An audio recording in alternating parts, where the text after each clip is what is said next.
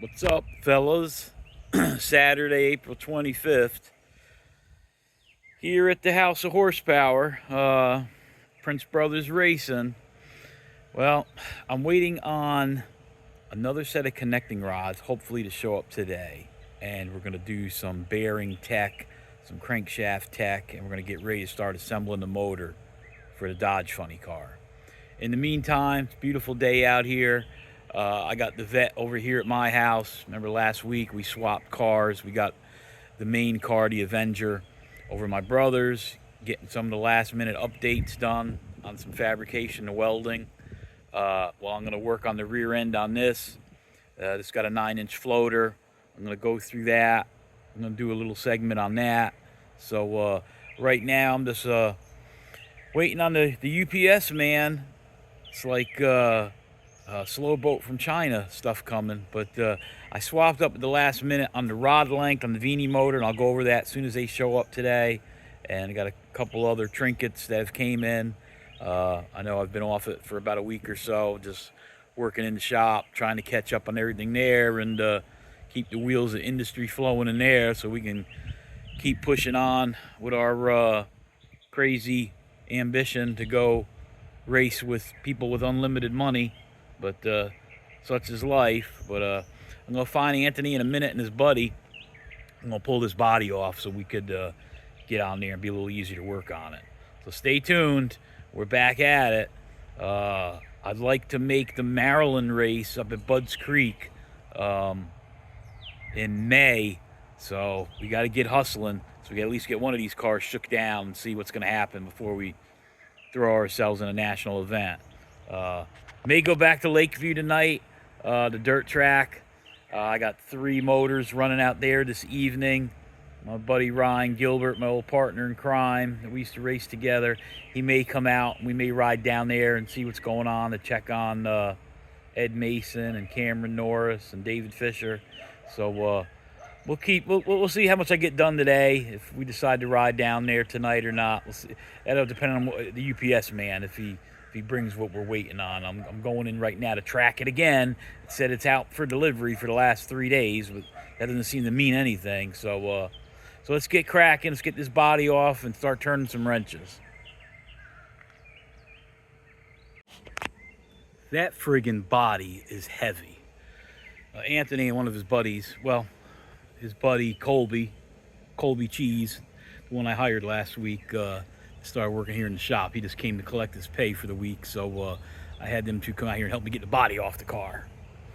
So what I'm going to do while I'm waiting on parts for the motor that are lost in the Bermuda Triangle, it seems like, I just freaking United States Postal Service stuff was shipped last friggin' week, and it's still somewhere out there in the Bermuda Triangle. So right now what I'm going to do, I'm going to put some effort onto the chassis here, the vet chassis, we call it. You know, this was the old red T, that 23T that I bought up in Maryland last year after selling the funny car we shouldn't have sold. It was John Fiorini's old car, which was the best car we ever had. I ended up getting rid of like an idiot because I took a little got a little ADHD and it wasn't coming together quick enough. But anyway, I'm not going to go into all that. So this car was the car that Chris worked on all winter. And I think it's so dirty. Gets so dirty I keep laying the phone down. This was the car that we front halved from the motor plate forward, all new chrome moly. Got the driveline angle in, got the rear end in, and with the funny car body on it, the tires are rubbing the inside of the fender wells. So I need to do something here. I need to lose about 3/4 of an inch off this side to get the tire a little closer to the frame rail. And this side I only need to lose about 1/8 of an inch. So I'm going to do something with these floater ends today and see if I can modify that, because I'm not going to cut these brackets back off. These brackets were all crooked and bent where this car must have slapped the wall. If you look at some of the older videos, we straightened them, re-welded them on. Got the rear brackets all straight and welded back on. So I'm gonna do this while he's, hopefully my brother's working on the other car today over at his shop, because this time slipping by, we're not getting enough done. So I'm gonna go get this rear end up on the cart here, pull that third member out, and I'm gonna explain a little bit about a floater end for those that don't know what a floater end is. These use straight axles like we use in our circle track car. I would use in my quick change rear ends, but I need to do some devising and some figuring on how I can square this thing back up into the car. I don't want to move the driveline angle now. We got the driveline angle set. We got the motor plate in, and we got a mock-up transmission in there. You know, we're using a solid drive shaft. You know, no universal. Using a coupler like a normal funny car would. So I don't want to move that because all the brackets are in place and my center distance is right. But being the car was twisted over, it just seems like we're still off about a ½ inch off center where this rear end should be track width wise, even though our pinion's in the center. And I don't want to really start cutting brackets back off. I'm going to see what we could do to modify this. So hang tight. Other than that, I'm here by myself today, and I'm not doing any automotive work. I just got one of the screw machines running. I put a bar in there every so many, it runs a bar about every 45 minutes. So might as well do something to keep some money flowing. We'll walk in there, I'll show you what's going on in there right quick. But I was hoping we were going to work on the motor so I could do some Hemi tech. So I want to do a segment on bearings, crankshafts sizes, bearing clearance. The motor here, I got it uncovered.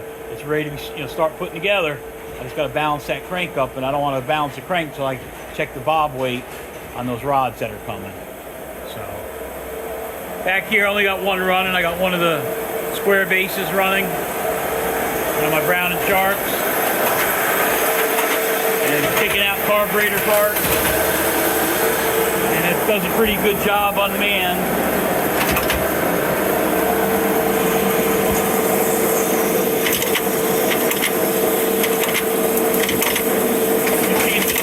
I mean, even though this machine is from the late 1950s, hand operated, so reliable, so fast, and still precise.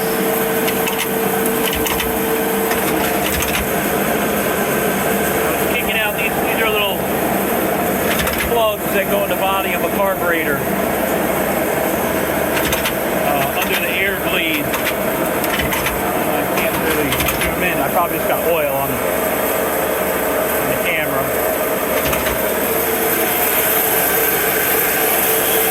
That's it. He's pressing the body of the carburetor. Uh-oh. Just lost 10 cents. There it is. Found it. So I'm just letting this roll on. Every 15 bars it runs at 5,000 pieces. The part's so short. I don't know, we get somewhere like 480 out of a bar. So I put 15 bars up here this morning. If I could run those 15 bars today while I'm working on the funny car, still made me $500. So it kind of pays for the money I'm losing with race cars. I could have the old Brown and Sharp sit here and replenish my funds. This one back here, I'm setting up on a new job. I'm waiting for some feed pads to show up. This is a German version of a Brown and Sharp. This is an Index C29. 29 stands for 29 millimeters, which is the maximum spindle capacity this machine runs. And I'm actually setting up a job for a new customer down in Florida. I don't know exactly what the part goes to. It's a contract job. A little 7/16 diameter. They look like little roller wheels, like rollers for a roller lifter. But setting this up and kicking out some parts on this next week while we're building motors and doing everything else. And if you're going to try to race a funny car by yourself on a budget with no money coming from nowhere, the only thing I could do is think of things that can run without employees. And so I'll just check the tolerances on this every time I put a bar in. quick check with a pair of calipers. You see there's 1,000 dimensions all over this. Even as old as this machine is, it makes one of these every 8 seconds. She holds up pretty good. Tools don't get that dull with, running brass. So that's what's going on here today. Nothing on the maze axe today. And I got a segment for a machine I'm bringing in next week. I'll go over that with you guys next week. Bringing in another CNC machine so I can start doing my hoops and my fire rings automatically instead of me getting stuck to do them manually. So I'm going to get back out here on the funny car and let's get this rear end back apart and I'll show you what I'm doing there. So I just pulled the drive hub off, the floater hub off the funny car. It's the left side and it has a spanner nut and a bearing. And how this works, these are the axles that are in a floater rear. If you notice, there's no axle flange. The actual rim bolts on the hub. So the car will actually roll without the axles in it. But the reason they do this is for safety. Just think about it. Remember years ago, the Camaro you had in high school, they had the C-clips on the 10-bolt, and you put a set of slicks on it, you took it to the track, and you sheared the C-clip off, and the axle went flying out, the slick took off the quarter panel. Well, this does away not with only the C-clip side, where this is a spline on the spool side, and notice there's no axle flange here. So in case there's ever a catastrophic failure, like the axle broke in half, like say on a dragster you had a regular axle and the axle fractured right at the flange. Well, that wheel's still coming off.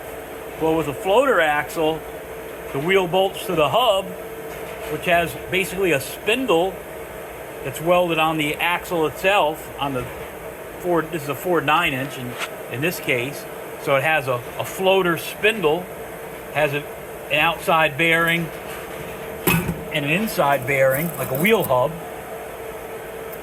Basically, like a wheel would be like on a dually or a 3/4 ton or a 1-ton truck, where you always see the big wheels and it has the nuts all around where the cap is, where the axle, where the floater is, and the axle pulls out. So any kind of serious car should have a floater rear end in it. I mean, I really think if you're going faster than 8 seconds in a quarter mile, you should have a floater rear.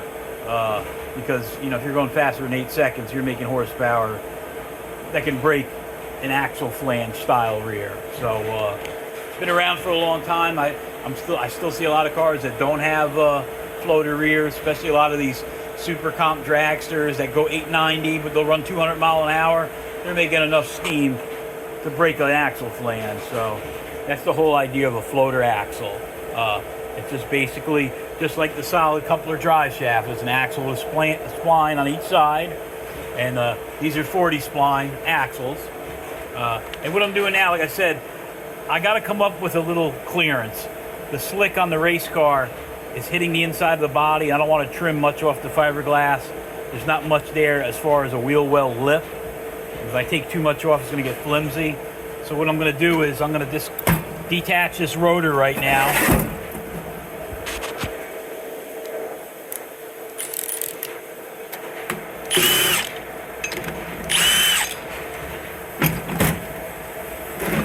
So the rotor will pull off.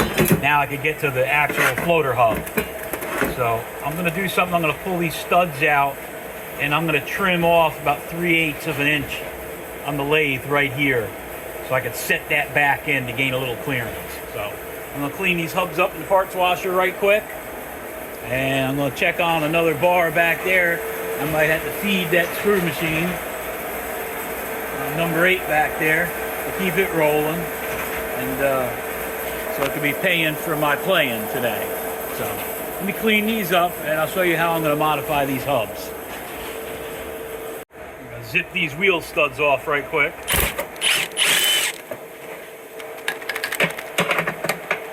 Gotta buy some of them Meta glasses so I could do this at the same time.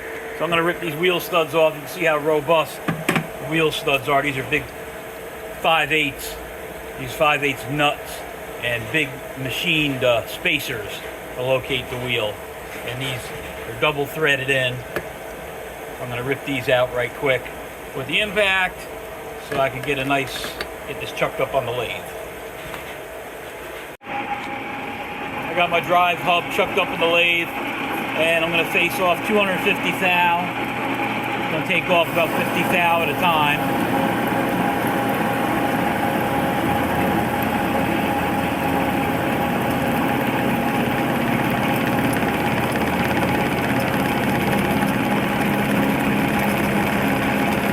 Pretty soft aluminum, no big deal. It's going through that interrupted cut though, where the wheel studs are coming through. So I'll have to re-countersink those. And I'm going to recut the face groove for the O-ring that seals up the gear oil. I could be using power feed, but it's got an indicator on here telling me where I want to go.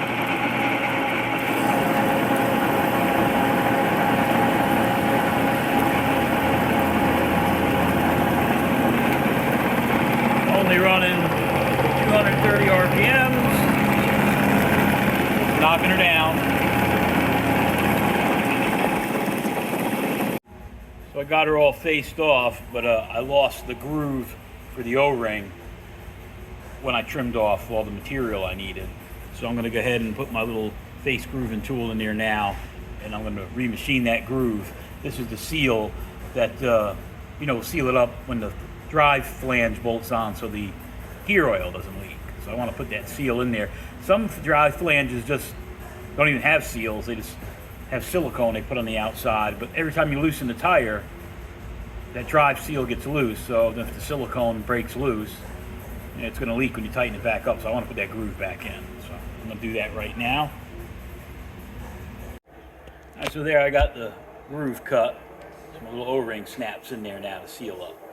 So now I'm going to put it back on the housing and take another measurement and make sure we're what we want, because it looks like we're going to get a 1/4 inch off one side and an 1/8 off the other side to try to get it squared up.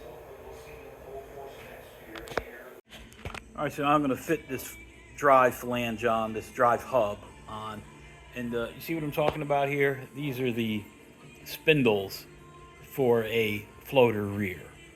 That you buy these spindles, and you would have your regular axle flange here, and your normal axle that would have a flange for your wheel studs would bolt up here to the retaining plate. So instead, this whole piece bolts on instead, and it has your bracket for your caliper, but see it has an area here for the rear bearing and the front bearing, so the bearings are so much more robust. I mean, look at the size of the wheel bearings in this now.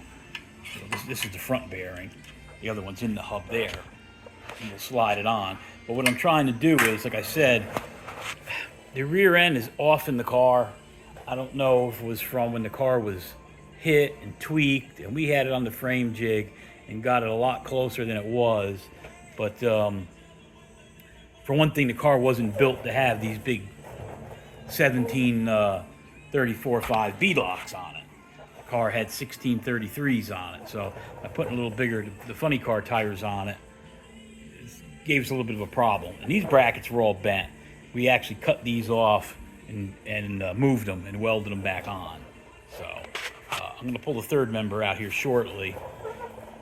It was kind of cool. It had an aftermarket Zoom nodular third member, and it had a aluminum pinion support, so that was all right. But how this goes on here, this is what I'm gonna fit now. So this will, the drive hub, like I said, already has the bearing in there for the rear, and now the front bearing, it's like a rotor on the front of a car, basically. So sit up in there. Should slide. Come on. Doesn't want to cooperate while I hold my phone. There we go. Alright.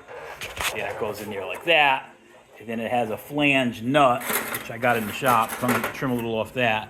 It'll have a lock ring tab that'll go on here. and then it'll have like a rotor nut. And then you'll set that just like you'd set a wheel bearing on a rotor on the front of a car, a little bit of preload on it. But what I did was, I had this all apart here, so we took the wheel studs off. We chucked this up on the lathe. See how thick that side is there? They were red for some reason. So I actually took almost a 1/2 inch off, 450 thousandths. Actually, you can see how much I took off, because before that witness line right there was all the way in. You know, the material was all the way out rather. So that was encapsulated inside what I took out. So I'm not trying to move, I don't want to move the dimensions from this side, because I don't want to move the dimensions from, it's a fixed dimension from where my caliper bracket is for my rotor. So, like I said, the rear end in the car seemed like it was about a 1/2 inch off, meaning the rear end was the 1/2 inch sticking out to the left side of the car. So I'm going to brought this in 450, and I was trying to gain some tire clearance, which was worse on that side because the rear end was wider on that side. This side, the right side, not so much. So I'm probably just going to go, I'm just going to trim off about a 1/4 inch off that side. Try to help get it a little straighter and gain a little more clearance on that side. So right now I'm going to mock this up. I'm going to put the nut on it and see how far, like you can see right now, it's sticking out. My drive plate's going to hit that. So I got to see what I got to do to modify for that. So hang tight, I'll get that nut, and we can see we can cut there, and then we can put our drive plate on. Here, I'll show you how this drive plate works. Let me grab it. Okay, here you go. So here's the drive hub. Here. See how this works now? This will bolt on, and this will be held on by the wheel, back of the wheel. Flange will hold this on, and then the axle will slide in here. Remember, the axle doesn't have a flange on it. It's just a straight shaft with splines on it. Spline side for the spool side, and the other side here has a spline on the end, and this has a cap that bolts over it to hold it on. So, and this is, you know, your typical rear you'd see any high horsepower. You know, top fuel cars had them for years. Funny cars, pro mods now have them, because can you see now, like if the axle broke on the axle flange, if this was a regular axle, where this was, the flange was part of the axle, and the axle broke, the wheel could come off the car easily. But with this bolted on by the wheel, and the axle is just driven spline to spline, it's much safer, much stronger. So, but the only thing I'm up against now is to see that gap right there. That's what we got to work on now, because the threads here on the spindle that's welded on are a little too long now, because we took all this material off. So I think I can just take the Metabo and kind of hack, but the only way I could do it right now is grind that, and I'll take a thread file and dress that up. But there's a lot of meat there. As long as the thread is through the diameter of your fastener of your nut, you're good. Anything else sticking out past the nut is just a waste. So we're going to work on that, and then this side will pretty much be done, and we can work on that other side there and get it trimmed up. But yeah, I don't know if I mentioned we were going to go to Lakeview tonight and check on some customers, some of our Circle Track engine customers. But old Eddie next door, the one that's painting the funny car body for us, he has 2 cars, one in a little higher class. He left that one home, and I was really interested in seeing how he was going to do with that. That's an E85 burning motor we did for him, but I guess his balls didn't drop yet, so he's staying in the beginner's class still tonight. So we got to get on his ass next week to find out why hasn't he got any paint on the body yet. But yeah, I just talked to my brother. He's busting butt on the other car. Sent me some pictures. He's doing some welding fabrication on it. So Prince Brothers Racing, we're not working together today, but we're just working with our, you know, my skill set is machining and engine building, and his skill set is welding and fabrication. So it's the only way we could do it, 2 of us trying to overlap our skills. But hey, check this out. This was an old Moon gas tank off my dad's old little short altered. We took it and, well, Chris took it and modified it, and we made a puke tank out of it. That was an old, like, 3-gallon Moon tank that we cut up and made our breather tank out of. That came out pretty nice. But anyway, let me get back over there and get that flange nut, and we'll get cracking and see if we can get this rear together, cleaned up, get some paint on it. And once we get it rolling, we'll get it back over to my brother's. We'll get the other Dodge Avenger back over here. Maybe next week or so we'll be dropping a motor in. So hang tight. I got to trim the spanner nut down. just hitting the drive plate a little bit. So we're going to take a little bit off that. It's thick enough. There's a lot of meat there to hold. Plus it's going to be now, the way I'm closing it up, it's going to be totally backed against, the front of it will be on the bearing setting the preload, and the face of it will be on the squareness of the drive plate. So there'll be nowhere it can go, so there's no way it can loosen up. I'm just going to take off, about 50 thousandths off this. Trim it up. Get everything nice and square. Should be good to go. I'm on the little lathe now. I got the other drive plate set up on the big lathe over across the room. And the video's getting kind of long, so we'll probably have to split this up in 2 parts, but that's okay. Keep you coming back for more.